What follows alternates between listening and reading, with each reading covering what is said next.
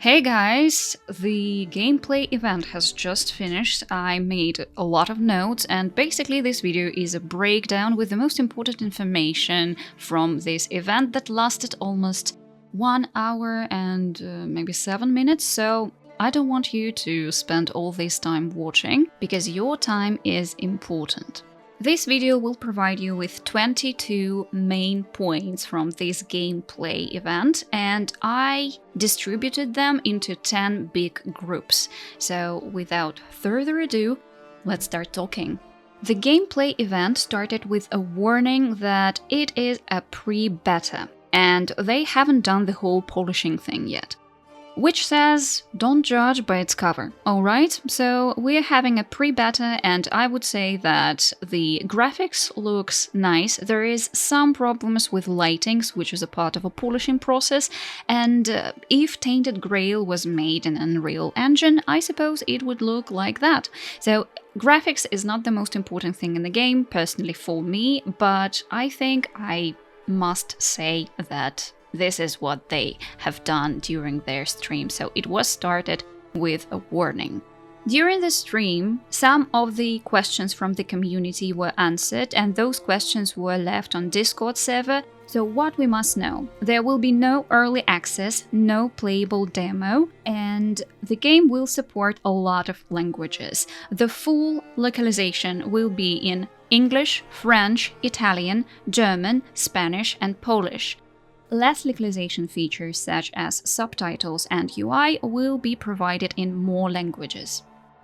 And then we are going to have the text localization, meaning subtitles and UI elements in Brazilian Portuguese, Mexican Spanish, Korean, traditional Chinese, simplified Chinese, Japanese, Turkish, Czech, and Hungarian. Fantastic. That is a lot. The first gameplay feature that was shown is the basic walk-in exploration. We have access to open world with accessible, understandable map. Gameplay starts our journey from the main city, the capital of Wales, Angora, Svartau.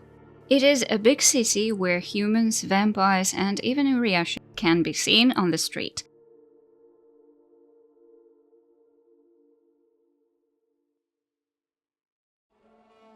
It's stylish and alluring with its medieval vibe, and honestly, it looks good. It looks great. I loved it.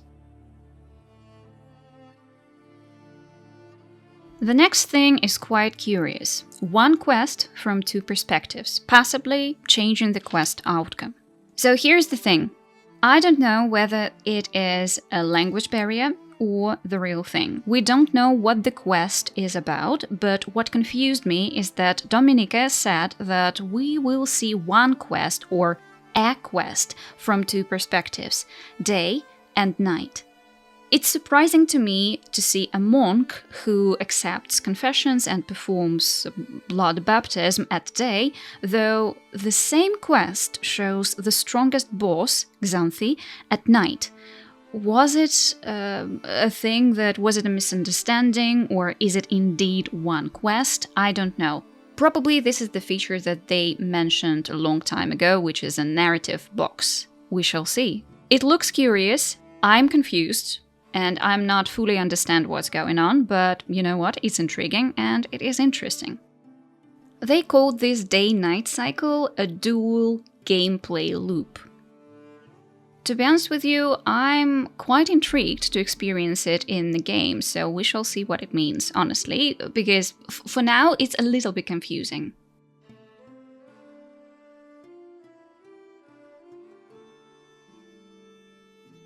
Time is a resource mechanic was explained once again. So, as it seems, the time is not dynamic, so it doesn't flow by itself. This what was my impression. There is an hourglass icon in the dialogues or in the quest, and this icon, if you choose it, if you choose the option with this icon, so to speak, pushes the time forward. Therefore, you can relax as much time as you want, because the time in the game will not move until you choose so. The next thing that is really important to discuss is magic in the game. So, the gameplay reveal event happened at summer solstice because of its symbolic connection to magic. During the daylight, Cohen has blood runes and he uses some kind of a vampiric blood magic. He looks stunning, everything is very detailed, I loved what they showed. Basically, you need to spend blood, Cohen's blood, and it is the currency for a spell. So instead of a typical mana bar that we have in RPGs, we have Cohen's health and his blood. The really cool feature is that you can find spells in the world while you explore in it. And you can upgrade spells if you want to. What I didn't understand is that during the reveal, they showed an upgrade of a passive skill in a skill tree. So, as I said before, spells can be used only during daylight because of the runes. Sadly, they heal once Cohen becomes a vampire at night.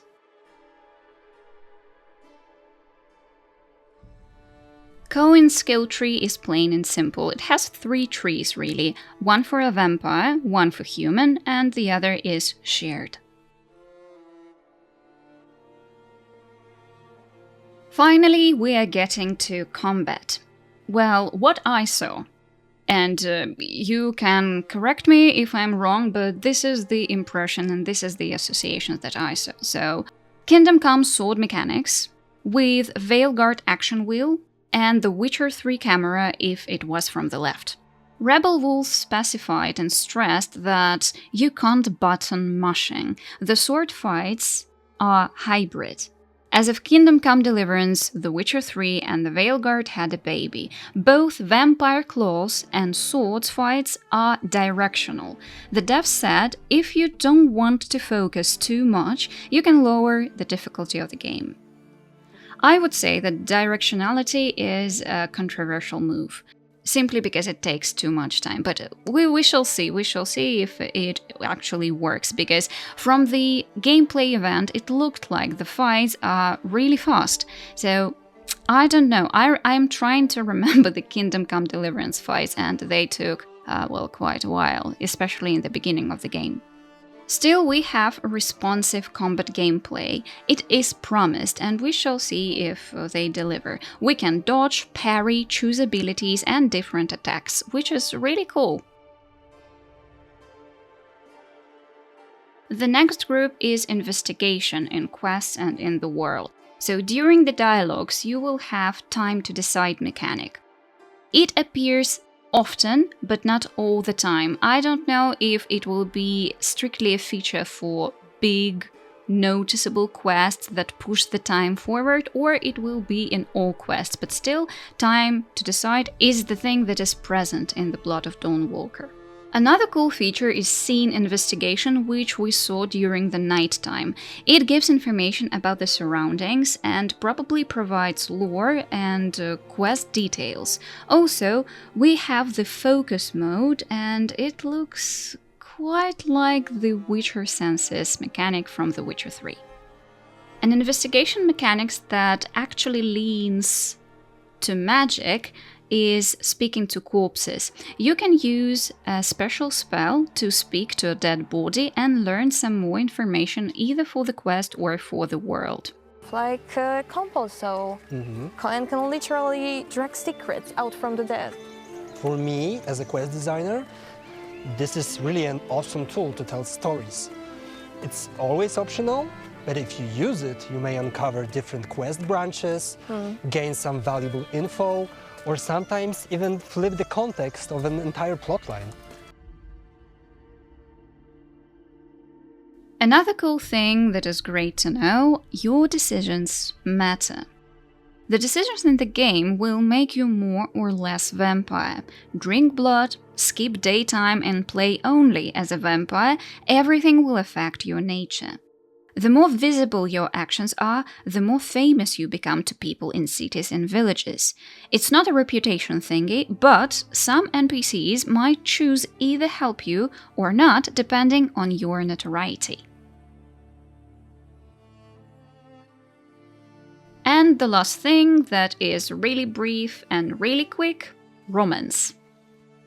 During the stream, it was announced that we will have 3 romance options. So here I am speculating, okay? It is not an official information. So 3 options, I suppose, will be 1 man, 1 woman, and a vampire.